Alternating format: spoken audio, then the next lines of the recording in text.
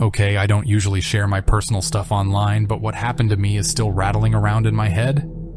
It ain't a ghost story, but it was real enough to scare the daylights out of me. I work the graveyard shift at a 24-hour gas station on the outskirts of town. Not the most glamorous gig, I know, but it pays the bills. This place is pretty isolated, especially late at night. We get the occasional trucker, night owl, or lost tourist looking for a bathroom. Other than that, it's mostly me. The humming of the coolers and old rock songs playing on a loop. It was around 2 a.m. on a Thursday. I was halfway through my shift sipping lukewarm coffee when the phone rang. Now, we don't usually get calls that late, so I figured it was a wrong number or something. I picked up. "Good evening, Mel's gas station. How can I assist you?" "Listen closely," a distorted voice said. It sounded like they were using some sort of voice changer. "You're gonna empty your cash register and leave the money in a bag outside. If you don't, this place is going up in flames." I thought it was a prank at first, some local kids messing around, but the tone of the voice, it didn't sit right with me. It was cold, emotionless. Prank or not, I decided to play it safe. I hung up the phone, my heart pounding in my chest. I've seen enough news to know these threats ain't always empty. I called our security company first, then dialed 911. I told them about the call, trying to keep my voice steady. Within minutes, 2 police cars pulled up. The officers asked me questions, checked the surroundings, and stationed a patrol car nearby. They suggested I close the station for the night. An officer stayed inside with me as I locked up and waited for the security company. Just when I started to think maybe it was a stupid prank, the phone rang again. The cop answered this time. I couldn't hear what the voice said, but I saw the officer's face tighten. They traced the call. Turns out it was an ex-employee, some guy who got fired a couple of months back for stealing from the register. He was angry, looking for some sort of twisted revenge. The police found him holed up in a seedy motel room with a couple of voice modulators and a detailed plan to burn down the gas station. The thought of what could have happened if I'd ignored the call still gives me chills.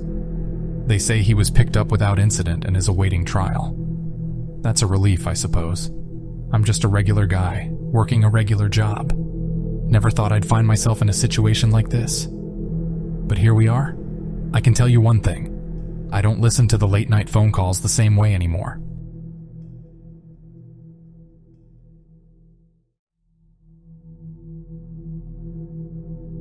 Okay, so I'm not exactly a wordsmith or anything, but I gotta get this off my chest. It was the freakiest thing that happened to me, and it's been eating at me for a while now. So I work at a car rental place, and we're required to keep the tanks full before the next customer. This one night, I had to fill up a couple of cars after a late shift. It was around 10 p.m. and I found myself at this rundown gas station, the only one open in our small town at that hour. As I'm standing there, waiting for the tank to fill, I see this dude approach me from the corner of my eye. The guy was a mess, to say the least. He was tall and lanky, with clothes that looked like they hadn't seen a washing machine in months. His hair was all matted and dirty, and he had this wild look in his eyes like a cornered animal.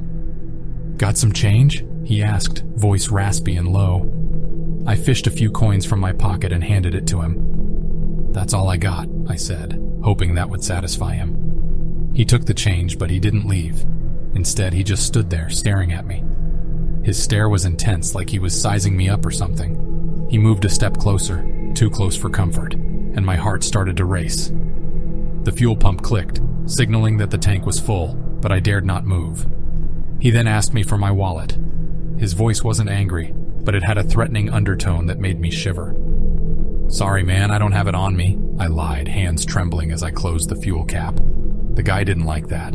He took another step closer, trapping me between the car and himself. Panic surged through me, but I knew that freaking out wouldn't do me any good.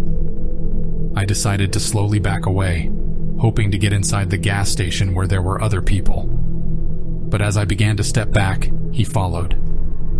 I felt like a deer being stalked by a predator. The lights of the gas station seemed miles away, even though it was just a few yards.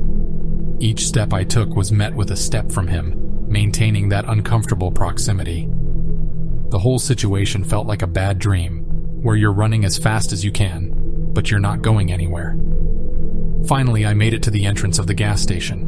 Rushing inside, I told the attendant about the guy. The look of concern on his face told me he understood the gravity of the situation. He immediately dialed 911, while I kept my eyes glued to the guy who was still outside, pacing and muttering to himself.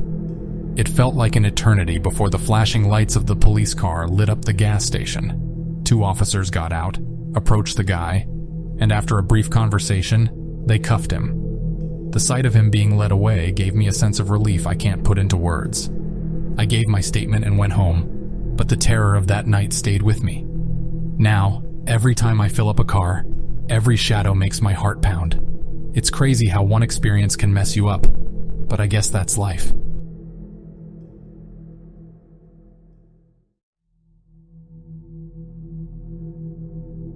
Every town has that one 24-hour gas station, right?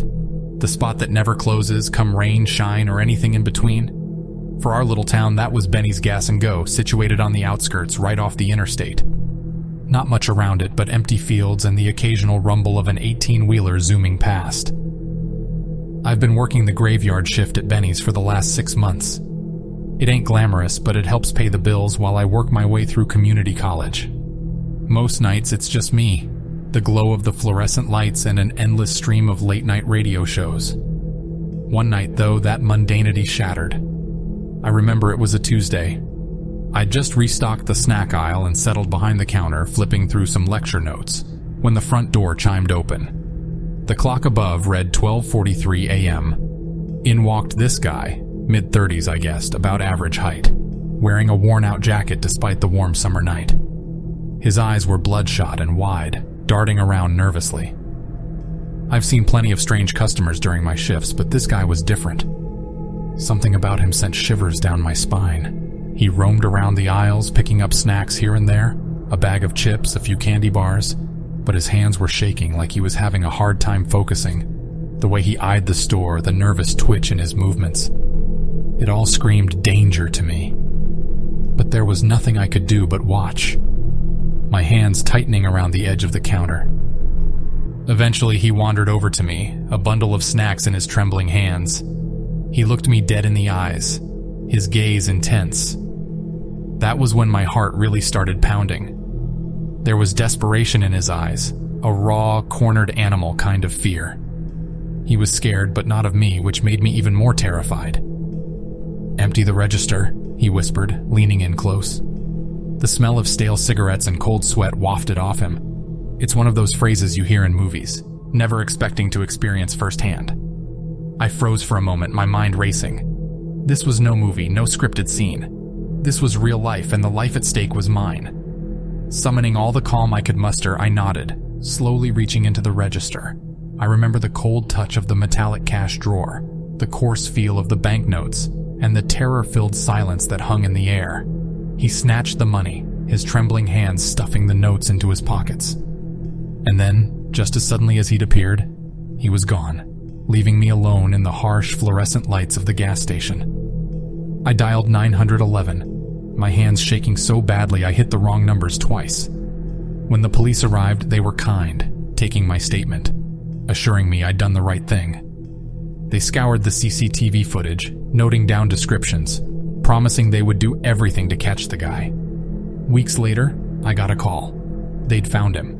A junkie, they told me, desperate for a fix. He's off the streets now, serving time for his actions. Hearing the news, I felt a profound sense of relief, but it did little to erase the memory of that night.